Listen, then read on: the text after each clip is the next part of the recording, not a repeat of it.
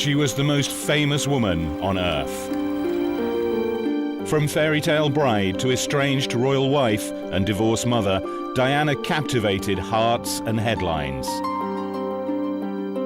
But behind the public facade of royal duty was a hidden, secret life of marital betrayal. Between Diana's spectacular wedding and her televised revelations of adultery lay a saga of turmoil and court rivalry.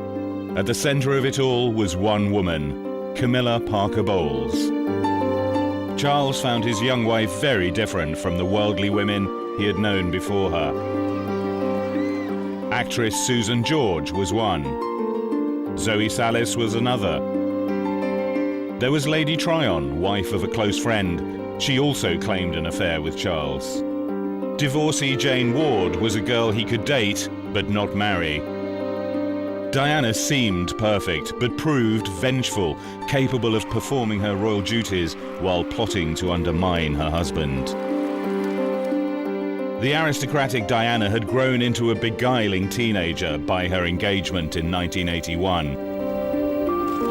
She linked her Spencer dynasty to the royal house of Windsor, but by the time of her father's death, 11 years later, her marriage had entered its terminal phase. Charles's enduring love for Camilla and Diana's consequent affairs tore apart the royal couple. Their misery was evident on this, their last tour together in Korea in 1992. The last banquet, the final duties abroad for the couple who were once the great hope of the British monarchy. They lived separate lives. Diana took comfort from other men, including a bodyguard, just 5 years after her dream wedding. She had a long affair with a cavalry officer, the only adulterous relationship she ever admitted in public. There was an intense closeness with an old friend. A private phone call was secretly taped and became known as Squidgygate. She was linked to a famous rugby player and blamed for the end of his marriage. She fell in love with a married art dealer and plagued his home with hundreds of silent phone calls. After her divorce, she wanted to marry a heart surgeon. And finally, there was a summer romance with a playboy, which ended with their tragic deaths. Despite her affairs, this is the Diana people prefer to remember, the Princess of Wales, a woman with inimitable style and charm. She was the jewel in the crown, one of the royal family's greatest assets. After her marriage failed, Diana looked for different directions in her life. Ladies and gentlemen, I'm immensely proud to be here in New York tonight with you all. She became an international campaigner against landmines. She visited countries on behalf of major charities. She still had to attend official functions, but as a semi-detached royal, her life lacked definition. Diana decided to use her fame to help the world's disadvantaged and afflicted. In December 1995 in New York, she won the Humanitarian of the Year award for her charity work. In the same month, the Queen wrote to Diana recommending divorce. In the United States, Diana found the warmth and acceptance she felt lacking in the royal court, which sided with Charles. This was not the way she imagined her life would become when she and Charles faced the press on their engagement day. Diana later said, "At the age of 19, you always think you're prepared for everything, and you think you have knowledge of what's coming ahead." She scarcely understood Charles's complex personality. He was a Cambridge graduate. She left school at 16. He'd had torrid romances, some with married women. She had no previous lovers. Charles was 12 years her senior. Diana was almost a child. This nearly mirrored the age gap between Diana's parents when they married. Her father was 30, her mother just 18. Diana's mother, Frances, seen here with baby Diana, shocked society by leaving home and family for another man. I think that Diana's mother could be described as hot-headed and strong-willed. And indeed, she proved that, really, by running off with the second husband, Peter Shandkid, at a time when this was very unusual behaviour. You might have mistresses, lovers, etc., but you stuck with the family and stuck together. A bitter divorce and a child custody battle left Diana, her sisters and brother with their father, a former equerry to the Queen. Her sister Jane's marriage to the Queen's assistant private secretary kept them close to the royal court. Bridesmaid Diana had an idealised vision of her own future. She was brought up, she was very unsophisticated, even for her age in those days. And I mean, that's just the ideal she lived with. She said to lots of people, you know, I'm going to get married and have lots of children and we'll always be together. Diana, who failed her school exams, became a kindergarten assistant in London. She met Charles, then dating her sister Sarah, at the family's ancestral home, Althorpe. We sort of met in a ploughed field. Slightly previous to that, but I know. And what did you think then? What was your instant impression, both of you? What did you think about Lady Diana? Well, I remember thinking what a very jolly and amusing and attractive 16-year-old she was. And, I mean, great fun, and bouncy and full of life and everything. And I don't know what you thought of me. Pretty amazing. The press chased Diana during her brief courtship with Charles. They were convinced that at last he had found his future bride. Very few previous girls had been serious contenders. Davina Sheffield was presumed suitable, but her romance with Charles ended when a past affair was revealed. Respectable Jane Wellesley, a duke's daughter, was an early favourite with the Bachelor Prince. After he left university, he was very uptight. He was very worried about getting caught with his trousers down. In those days, he was very dutiful about doing all the right things, being the Prince of Wales, not in besmirching the family reputation in any way. And so he's highly nervous about even approaching girls. So it had to be the other way round. And any woman who could actually grab him by the scruff of the neck and drag him into the bedroom was going to win every time. Charles had a select circle of friends who also enjoyed his favourite sports, hunting, skiing and polo. It was through polo that Charles met the woman who would dominate his life. She was then dating one of his closest friends. Camilla Shand was from the county set, not noble enough to marry a prince in the early 70s, but discreet enough to be a lover. She had an earthiness he found irresistible. The polo fields around Windsor were just filled with these girls who were absolutely desperate to get into bed with Prince Charles. But the only people that he really looked at were the girls who were a bit unusual. And certainly Camilla was one of those. And she turned up wearing a pair of jeans held up with a safety pin, and her hair was all over the place. And there was that magnetic attraction.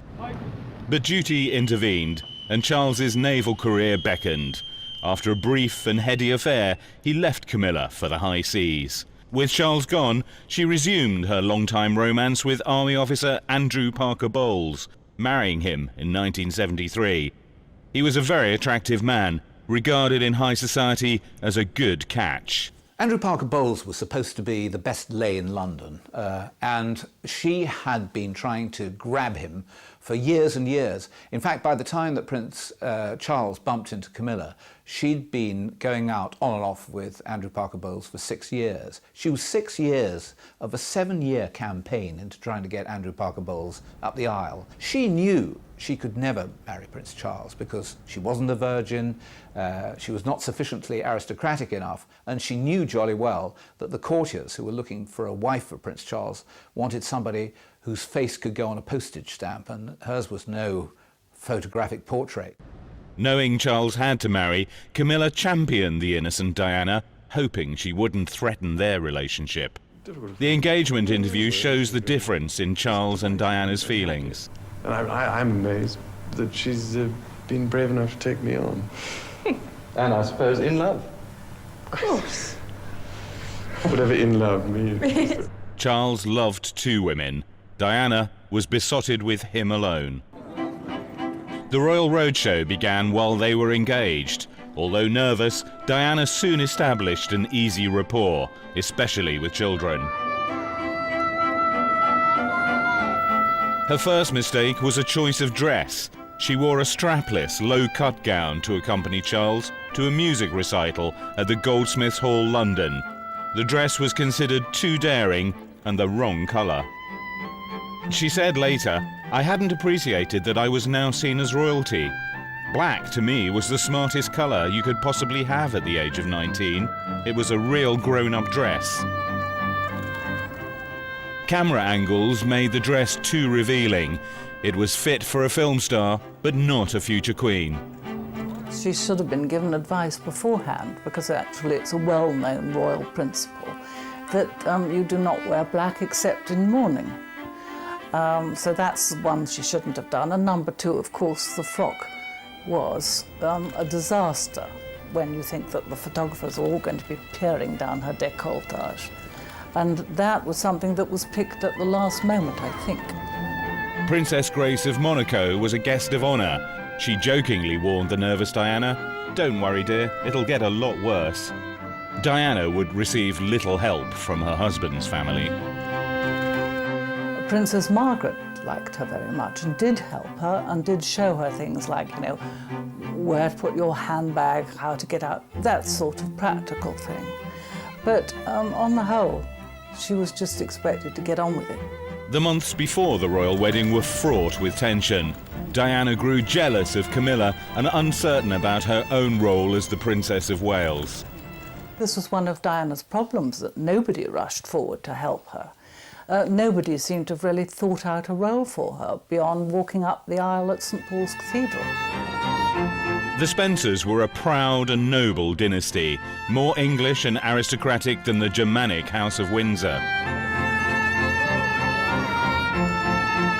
Diana's mother had tried to warn her about marrying Charles's royal position rather than the man.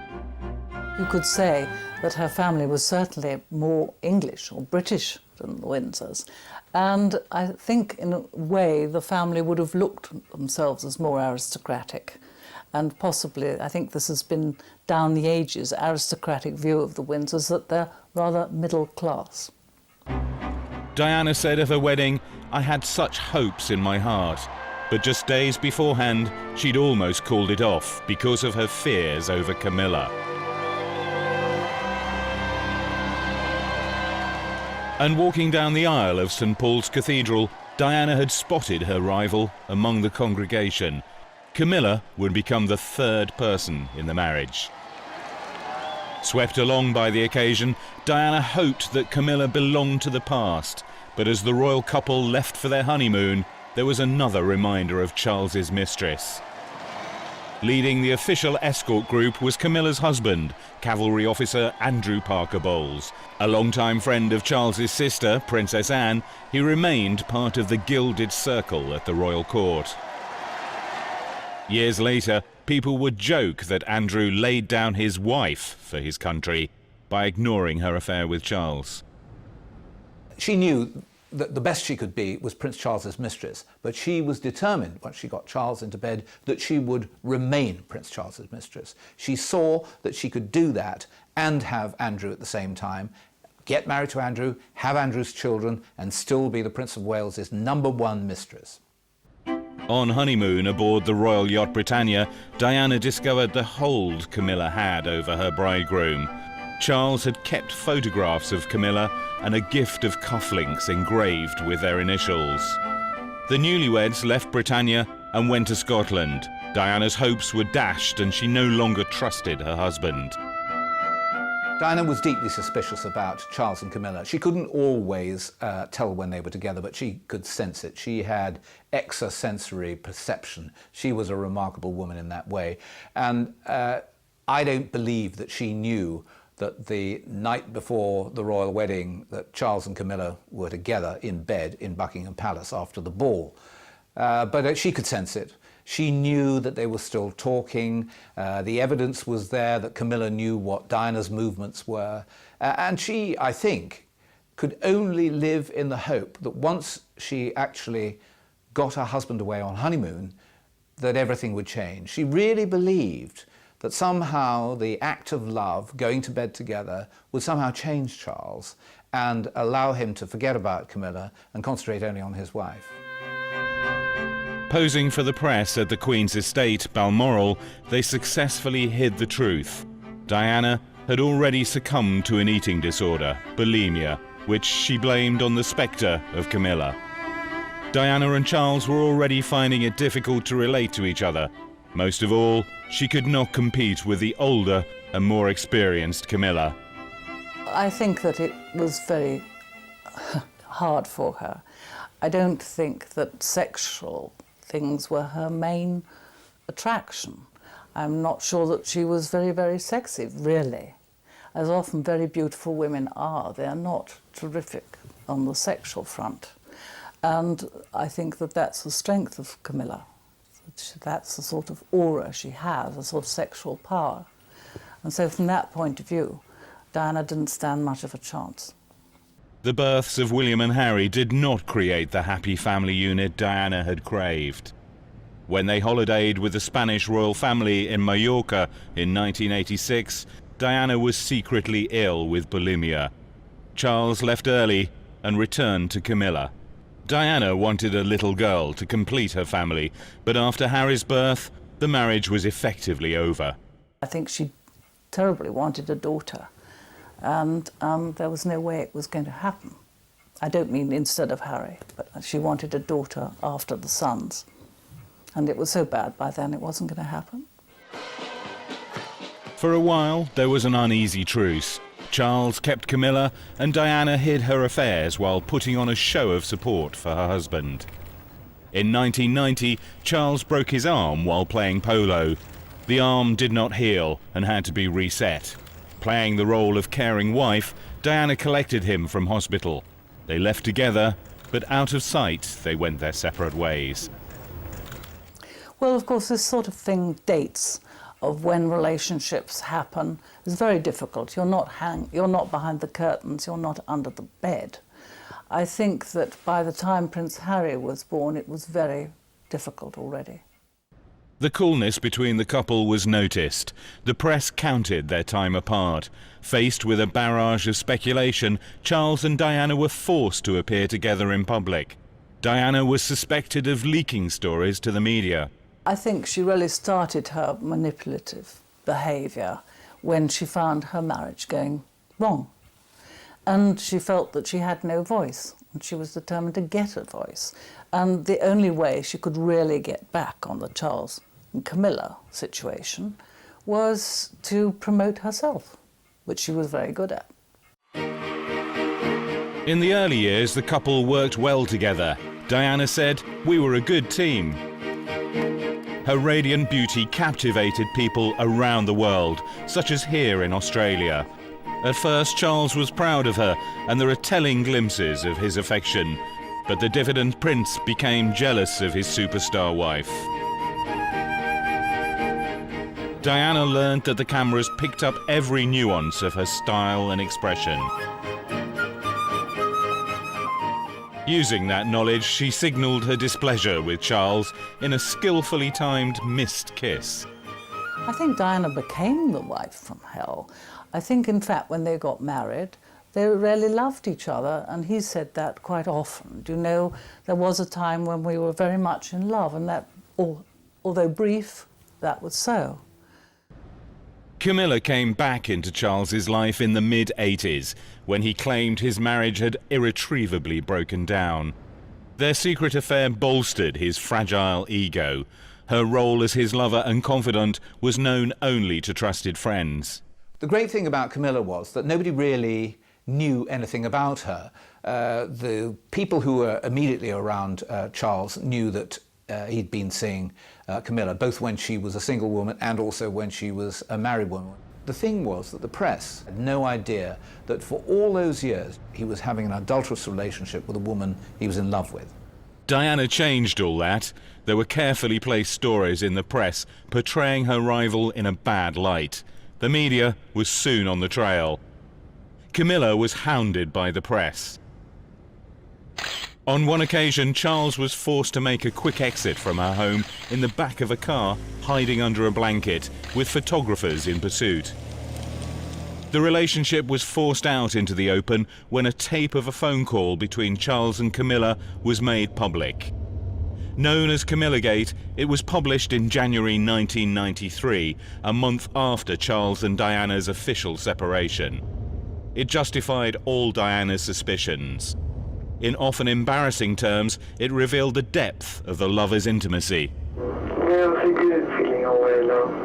Oh, just want to feel my way along you. I can't bear a Sunday night without you. Oh, God. It's like that program Stop a Week. I can't stop a week without you. I fill up your tank. Yes, you do. Yes, you do. Yeah. Then I'm all right. I think Diana loved it. She had the most wonderful time roaring, reading out sections of the Camillagate tapes over the breakfast table at Kensington Palace. She had a field day because her husband had been so pompous, so determined that she was in the wrong and that he was in the right. And here was a moment when he was caught with his trousers down. What a fool he looked. And the things that he said made him look even more foolish. Diana just was absolutely beside herself with laughter. Diana's beauty and charisma won sympathy for her as a wronged wife.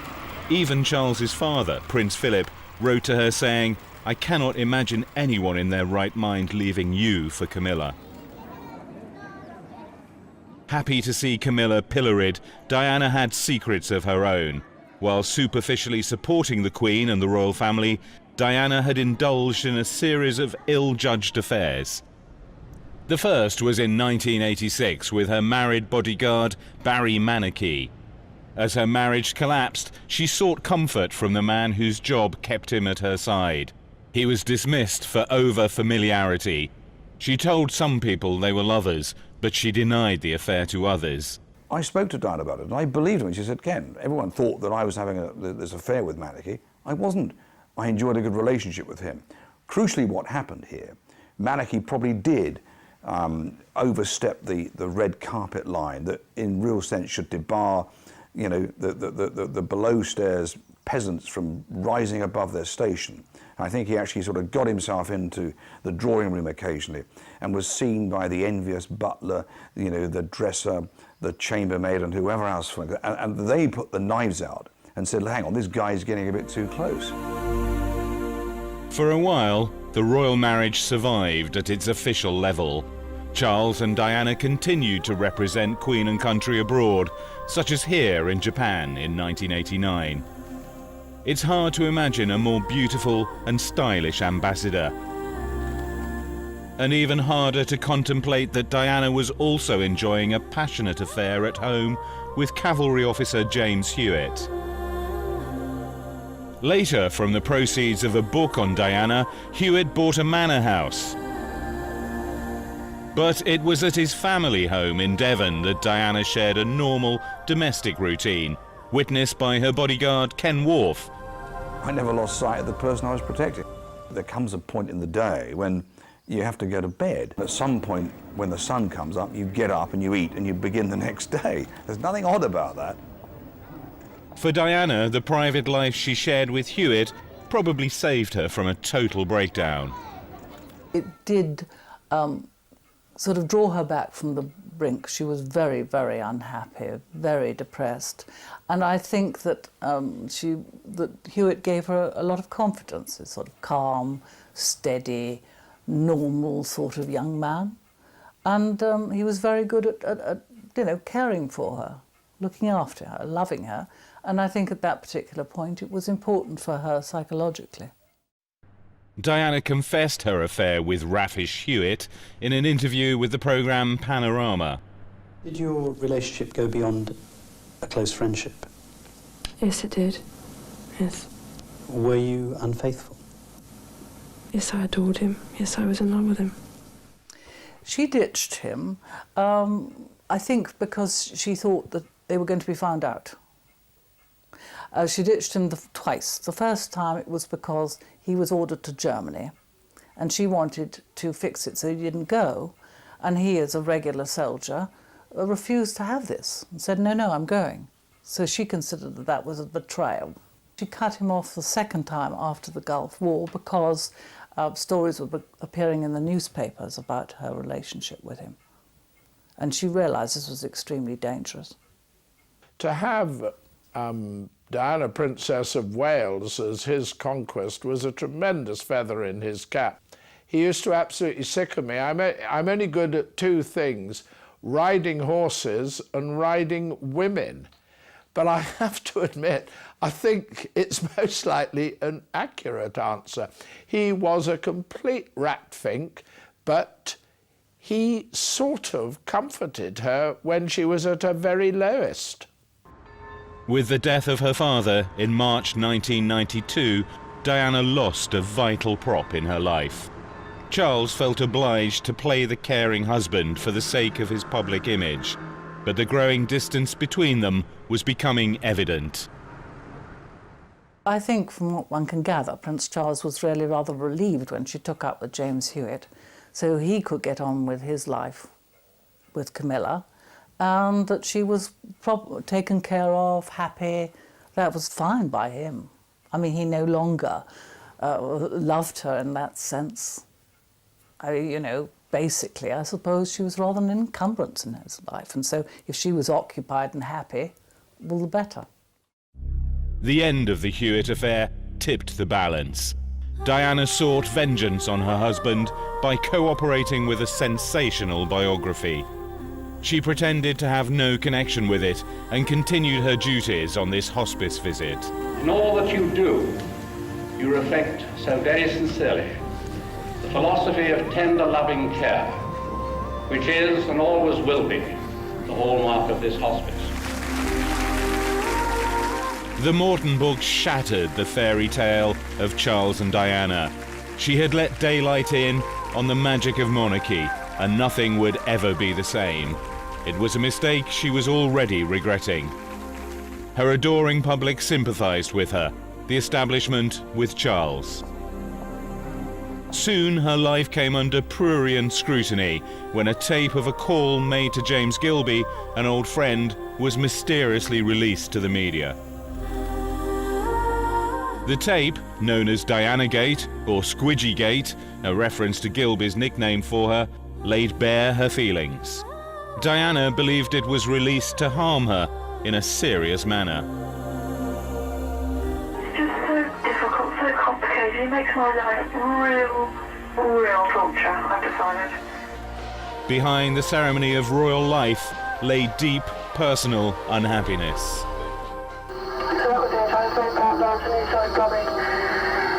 I just felt really sad and broke. I thought, bloody hell, what have I done for this fucking family? Diana referred to her husband's staff as the enemy. She blamed Charles's friends for putting around stories that she was mentally unstable. Some of them encouraged his affair with Camilla, providing safe houses for trysts. They did nothing to help save the royal marriage. I think perhaps they should have tried and thought that this marriage was important to the monarchy and important to the people of this country, and it shouldn't have been allowed to go wrong. And I think that they did not help. I think they actually briefed against Diana, as we know, and again in this rather cruel way about her being psychologically disturbed. I think that though they were good friends to him, they did do quite a lot of harm. Diana had some foolish liaisons, including one with rugby player Will Carling. She was linked to his marriage breakdown. I was told actually very, very recently, which surprised me, that he'd spent and had been seen quite often with Diana up at a beach hut that the royal family own up on the Norfolk coast, quite near Sandringham, and that they'd been together up there quite a lot.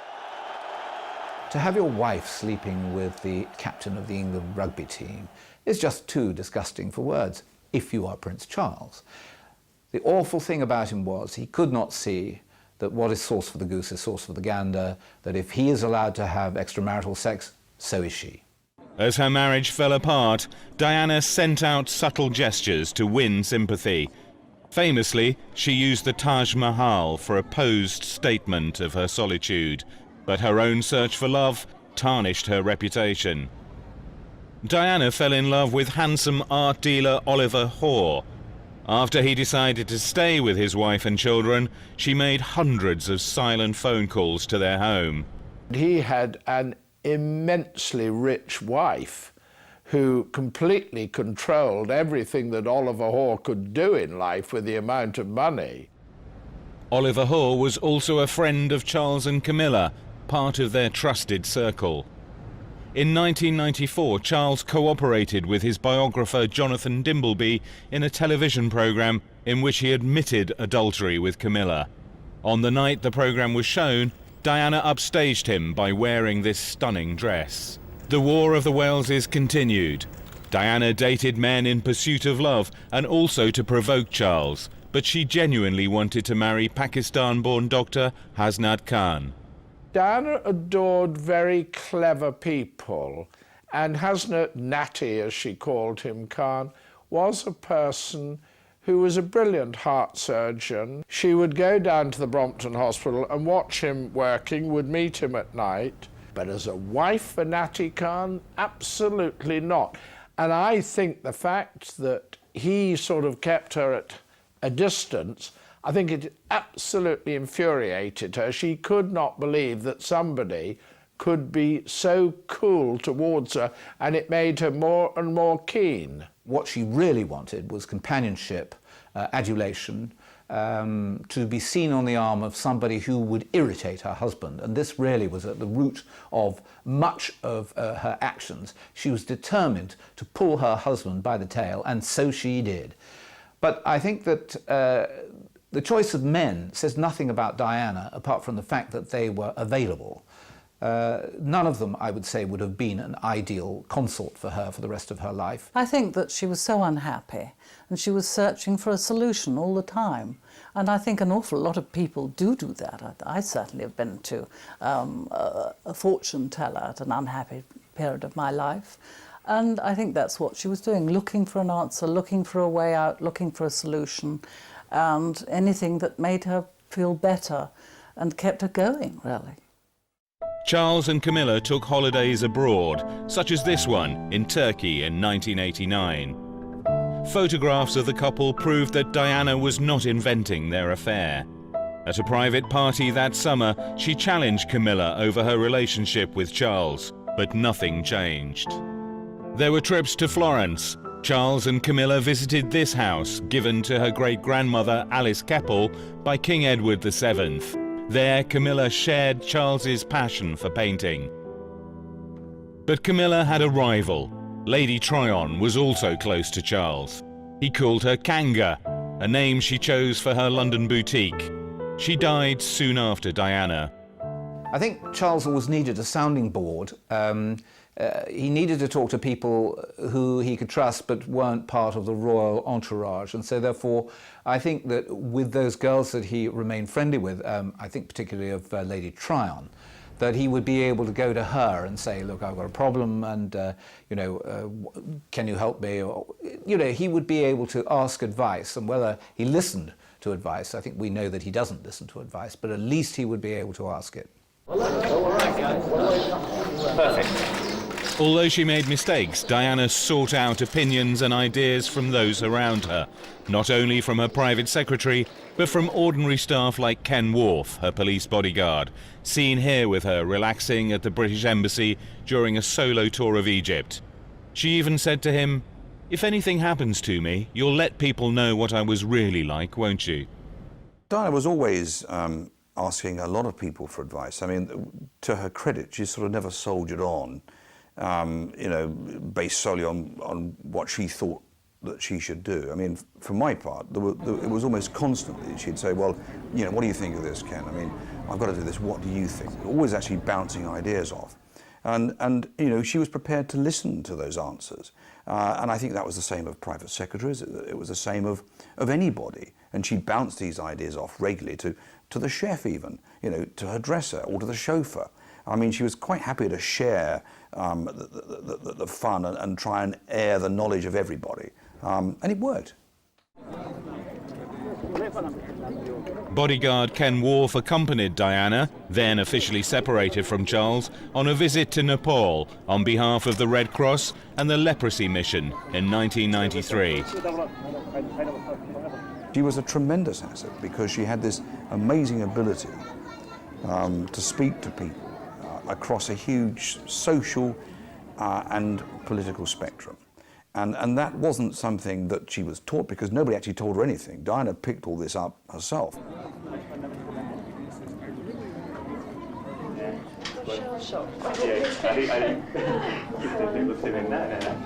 Diana had a connection with the ill and suffering.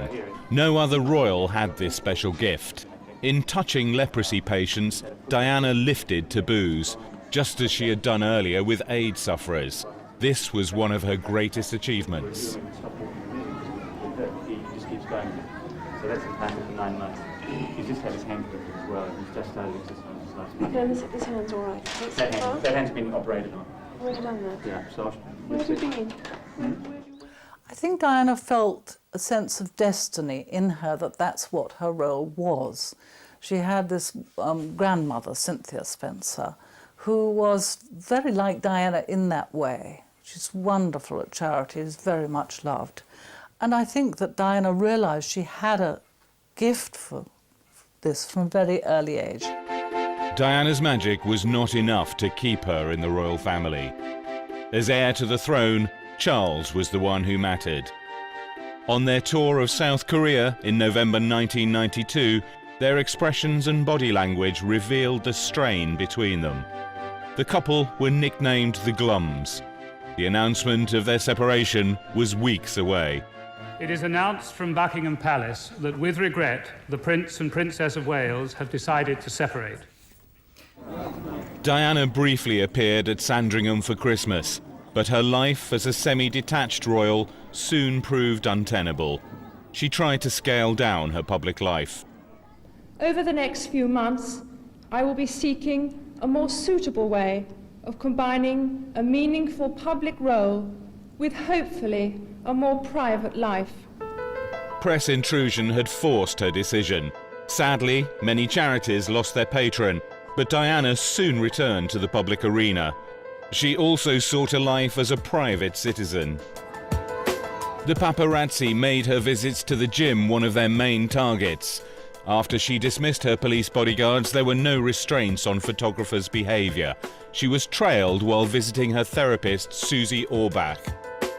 The photographers, the paparazzi, were making a lot of money out of Diana. That was the principal thing. Otherwise, they probably would have left her alone. But there we are, newspapers were paying them a great deal of money for significant photographs. That awful one of chasing her among the cars, I think she'd been to see Susie Orbach, all these sort of ones, her trying to hide her face. And they really would provoke her in the latter days. I remember hearing somebody say that they were quite ashamed, although they were themselves a paparazzo. You know, once when she was in a taxi and she was sitting there with her head bowed, trying to avoid their attention. And the Spanish photographer yelled at her, "Why don't you behave like a fucking princess?" You know, I mean, treatment beyond what you would expect. She was never free from harassment. Here, attempting to take a Caribbean holiday with a female friend, Diana found they were surrounded by photographers. Watch her reactions. Come on, get lost. We got direct connection. Come on, get lost. S'il vous plaît, monsieur. Thank you. Opportunities to relax with friends were important to her. She was separated from her husband and felt increasingly isolated from the royal court. When her love affairs fell apart, as they always did, she could rely on a band of female confidants. I think that when she was under intense pressure, there were a lot of people who tried to help her. Specifically, those women friends, the ones who were slightly older than her, and her younger friends as well. I think a lot of people really did try to help her. But you see, she was in a terrible situation. Her husband didn't love her. The press were after her the whole time. She couldn't get out without a photographer snapping her. People were selling information about her. It's a frightful world to live in. Camilla's life also fell under media scrutiny. Tougher than Diana, she showed a more robust approach to the press. Watch her reaction. Hello. I'll wheel my bullwhip at you in a minute. Promises, promises. The year after Charles's admission of adultery, Diana took part in the television programme Panorama. Do you think Mrs. Parker Bowles was a factor in the breakdown of your marriage? Well, there were 3 of us in this marriage, so it was a bit crowded. Diana also questioned Charles's suitability for kingship. The Queen had to draw a line under the impossible situation between her son and his estranged wife. In doing so, she went against Diana's wishes. I don't want a divorce, but obviously we need clarity on a situation that has been of enormous discussion over the last 3 years in particular. So all I say to that is that I await my husband's decision of which way we are all going to go. The crowds loved Diana. The establishment supported Charles. The Queen's intervention was not popular, but the War of the Waleses had polarised the country.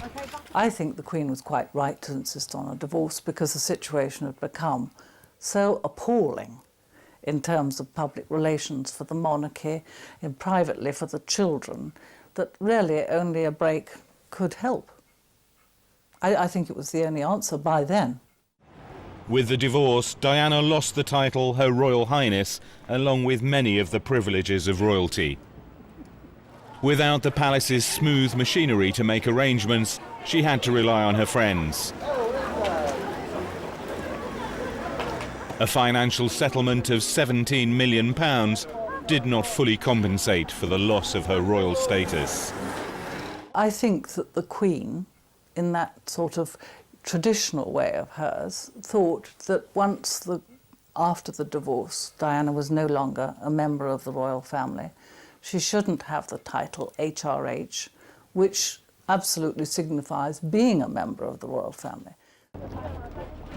She was now a celebrity in her own right, adored around the world. Her warmth and spontaneity ensured massive public support wherever she went. I can't communicate of everyone's way. Cast aside by British high society, Diana searched other cultures for personal fulfilment. She had visited Pakistan in 1991 and returned shortly before she died to raise money for a cancer hospital. She admired much about the people she met. She was attracted, I think, by the sort of solid family values that she saw in Muslim countries. I think that was one of the principal things. Diana cast off her old life symbolically by selling her dresses for charity. Among the lots was the dress she wore the night Charles admitted his affair with Camilla. The auction at Christie's, New York, raised £3.5 million. For you, sir. A new life and a new wardrobe for the new world. Diana reinvented her image with considerable skill. Although she was a woman alone, she still had the allure of royalty. Added to that was her glamour and a delightfully flirtatious manner. This was the Diana Americans loved, a powerful woman with celebrity appeal. I think Diana felt very much at home in America, where women really, perhaps not so much now, but certainly used to be powerful as compared with how they are in Europe. And they have much better life experience than European women. They're not supposed to sit behind the curtains being a good mother. So I think Diana would certainly identify with that, and she had a lot of close, important American friends.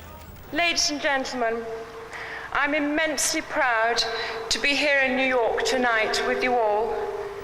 Among the impressive figures Diana met in the USA was Henry Kissinger, who called her a princess in her own right, who aligned herself with the ill, the suffering and the downtrodden. Winning the Humanitarian of the Year award was a huge achievement, but it didn't prevent her divorce, and it didn't gain for Diana the role of roving ambassador that she wanted. I think she was a wonderful ambassador. I can't think of anybody who would have been better, because not only was she wonderfully photogenic, but she was empathetic, She had this terrific gift with people from high and low. I mean, prime ministers, presidents, office cleaners would just melt in her company. And she had this terrific gift of being able to convey caring, human and personal warmth. In January 1997, Diana visited Angola to raise awareness of landmines. This didn't please the establishment in Britain. Her detractors called her a loose cannon. Diana defended her actions. 3, firing. Jenny, I'm only trying to highlight a problem that's going on all around the world. Diana and Charles shared custody of their sons, but family events were rare. William's confirmation in May 1997 was the last time they were all seen together. She faced a lonely summer in London. Her boys were with Charles. The Hasnat Khan affair had ended. She was ready for fresh adventures and a new romance. The whole of August, she was going to be on her own. She got no arrangement. She was facing an entire month, sitting at Kensington Palace, clicking her heels, the loneliest woman in the world. An invitation to the south of France to spend time at the sumptuous holiday home of tycoon Mohammed Al Fayed was too good to refuse. There she fell for Dodi Fayed, the son of her Egyptian-born Muslim host. It would be a controversial affair, and people had mixed feelings about Dodi. He was a cocaine user. He was, I don't know, he'd done a day's work in his life, but he was very charming. And women liked him, and he was sympathetic, and I don't think he pushed himself. I don't think sex was high on his agenda, and I think Diana rather liked that, didn't want somebody pushing in too fast. The couple cruised aboard the Fayed yacht Johnny Cowell. Wherever they went, photographers appeared. Even when they were out at sea in the Mediterranean, somehow the press seemed to know their destination in advance. Rumours still abound that Diana herself tipped off favoured pressmen to send back signals to Charles and Hasnat Khan, the men who had let her down. With the pictures came a twist in the story. The couple had been to the Paris home of the late Duke and Duchess of Windsor, now owned by the Fayeds. After revisiting the Windsor villa, Diana and Dodi stayed at the Paris Ritz Hotel, also owned by Dodi's father. Security cameras captured the couple's last hours. Trying to avoid the waiting paparazzi at the front of the Ritz, they devised a plan. Henri Paul, the Ritz head of security, would drive them from the back exit.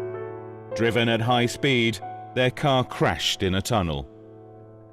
I absolutely believe that if she'd had proper security that night of August the 31st in Paris, that accident would never have happened, because proper Scotland Yard protection would have never let Henri Paul get in that car and drive it, and certainly not at that speed.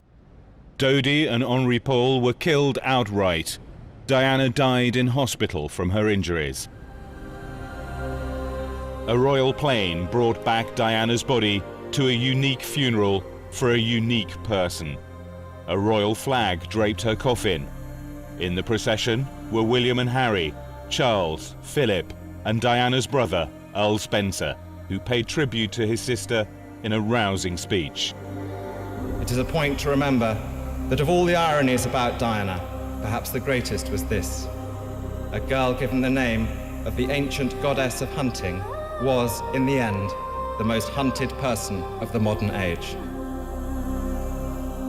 I think that people have become really involved with Diana in a personal way from the day of the wedding. And I think that she had got this terrific pull with people who didn't know her. And I think that they found it just a sort of unbelievable tragedy, which it was, and ended in a way that I suppose an unbelievable tragedy should end. Perhaps if Shakespeare were alive today and wrote Diana's story, it would make his finest tragedy.